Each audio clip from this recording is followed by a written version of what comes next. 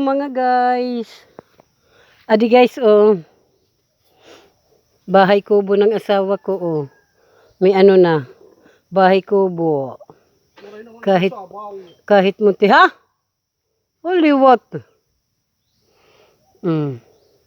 May, ano, may bakod. Pagpasok mo, ayan. O, may bintana na siya. Dalawa ang bintana niya. Nandito kami ngayon. Dahil, mag-ano siya, maghaharas, magdadalos. Sige, anay. O, ayan. Yan ang, ano niya. Pag walang biyahe, pumupunta kami rito. Ayan. Lalaki na ng tanim niya. Buhay bukid. O, ayan. Balanghoy. Pag wala siyang drive, pumupunta kami rito.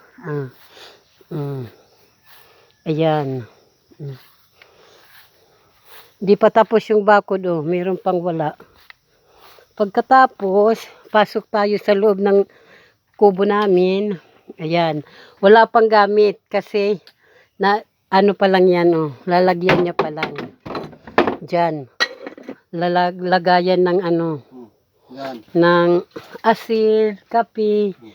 Pumupunta kami rito pag wala siyang drive. Ayan. Oh. Inanuhan niya para maasuhan. Ang ganda ng bahay kubo niya. Picture. Namin. Pumunta ako rito. Dito kami kakain ngayon. Ayan. Yan ang ginawa niyang misa. Ngayon lang. Ginawa niyang misa. May misa na kami. Pagkatapos ito, ako ang nagpagawa nito. 400 ang bayad ko.